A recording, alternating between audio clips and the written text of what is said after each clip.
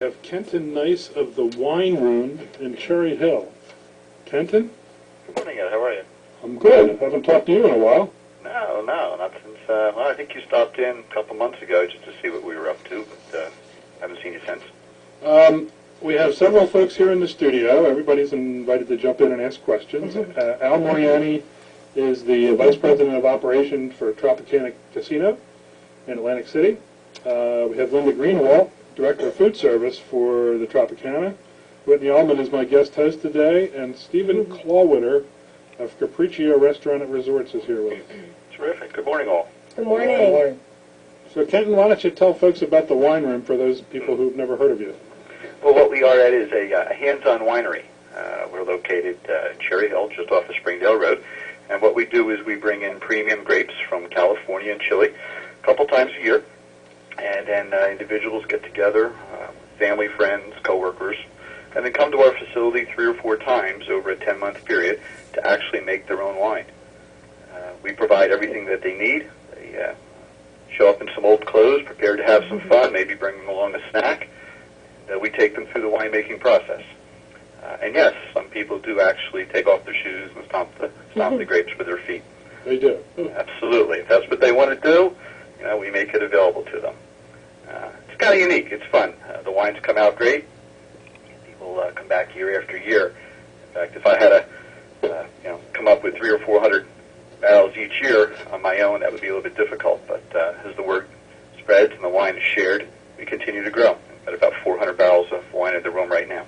I thought the bare feet thing was a myth. Well, it's what people remember with tradition.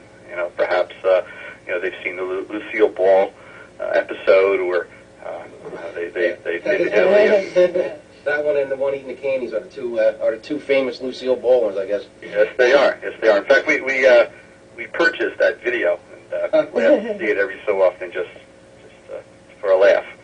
But yeah, you certainly don't need to use your feet, but I'm sure that going back hundreds of years, that's what was done. I think Ed probably would use his hands and feet. I'm not sure, but this is climb right in, roll around. Yeah, exactly. This is Al Moriani from Tropicana. I did make wine at home a couple times. Do you top off the barrels for people and do all that fun stuff that nobody really wants to do? Yeah, exactly. We have many people that made wine at home, either with their grandparents or their uncles, and many times they wish to continue the tradition with their family. And the neat thing about using us is that you simply show up, prepared to have fun. We provide all the equipment. We do all behind the scenes, all the cleaning, all the topping off, everything we need to do to guarantee the wine. And that's the big difference. You'll talk to many home winemakers. They'll admit that 30 or 40% of the wine that they make really never turns out right. And of course, they have to deal with the sterilization issues and all the fruit flies and all the hassle of what goes on when you're not actually stopping grapes or putting the wine in the bottles when we're finished. So. Yeah, when I made wine at home, I know it's going to sound weird, but I put pantyhose over my Rubbermaid containers to keep the fruit flies out of it. Right. Yeah, they are a constant battle. Some years different than others, but. When do you start the actual making? Is it in the fall, right after harvest, or? Right, because we only make wine from fresh grapes. We can only start the winemaking process during the harvest, which the California harvest is mid-September to the end of October, and then we bring in a smaller quantity of grapes from Chile.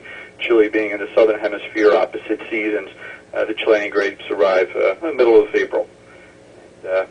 We don't do as much with the Chilean harvest, maybe only 6 varieties of red, whereas with the California we'll have 25 varieties of red grapes. So lots of opportunity to come up with your own blend and make something unique from the California grapes.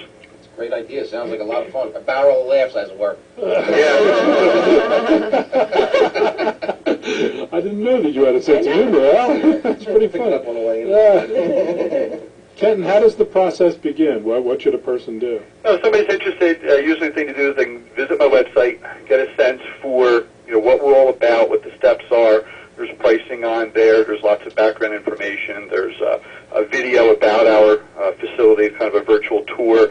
There's also a very comprehensive video that was put together by Classic Wines. And that's just a way to get a sense for what they would be doing if they came and made wine with us. While on the website, it's ideal time to join our mailing list. for obvious reasons, when we have an open house, since there is no fee, we don't put an ad in the newspaper and says free wine. Instead, we only invite those people that have expressed an interest by getting onto our mailing list, and then we send out invitations and say, hey, this is a great time to come in and taste some of the wines that we make, and if you like them, then they sign up and we reserve the grapes for them, and we go about setting up a session. Whitney, you're being awfully quiet. Well, I was just going to ask him, what's your website? Thank you. TheWineRoom.com. TheWineRoom.com. And Kenton, what's your favorite wine? What I always say, and I get asked that all the time, what I say to people is, do they have a favorite child? And they usually think about it for a moment, and they say, depending on the day. And that's kind of my answer with the wine. Depending on the day, how I'm feeling, what I'm eating, who I'm with, I tend generally to go for the heavier wines. Okay. But, there's an appropriate time and place for most every wine that's made. It's just whatever you like is right. Well, I personally like Riesling. Do you have a suggestion for a brand? Well, Riesling's tough for us to make simply because the grapes are very thin-skinned. They don't travel well. We have made some Rieslings. I have a certain segment of our population that likes sweeter wines, and Riesling tends to be one that they go to. But most of what we make are red. I'd say it's probably about 95% red wine. Most people, if they come in and they want to make a wine, they choose a red rather than a white. Okay. I like red, too. What are the wines aged in? Stainless steel or oak barrels? No, we do everything in oak barrels. American oak. We have a single cooper we use so that we get the consistency. We code the barrels so that we know the age. The younger the barrel, the more oak flavor you will receive. As the barrel gets used over the process, over 4, 5, 6 years, you'll end up with less oak flavor. So if you're going to make a Cabernet and you want that good oaky, toasty flavor, then you would want to use a newer barrel. If you're making a Pinot Noir or something that you don't want to cover up with the oak, or you don't want to, or you want the fruit flavors to shine through, then you certainly would want to use an older barrel. We get about 6, 7 years out of them, and then we retire them. Kenton, when you sign up for the wine room, how many visits and how much time are you signing up for? Is there an alternative? Well, most people they want to be involved. Okay, it's not that they're looking to just sign up and come back later and take their wine with their personal label. They actually want to be involved. So they visit 3 or 4 times over 10 months.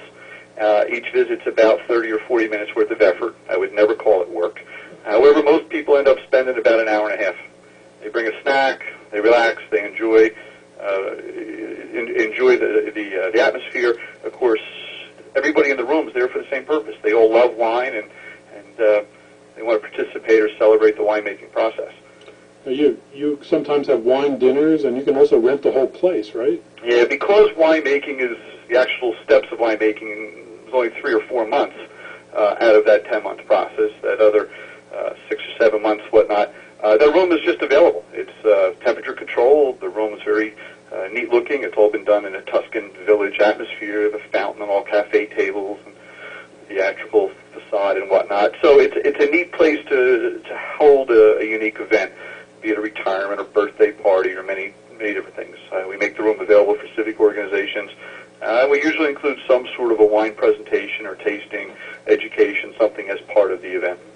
We're talking to Kenton Nice of the Wine Room in Cherry Hill. Kenton, how is the economy affecting your business? Are more people jumping in because you're something they want to spend money on? Or?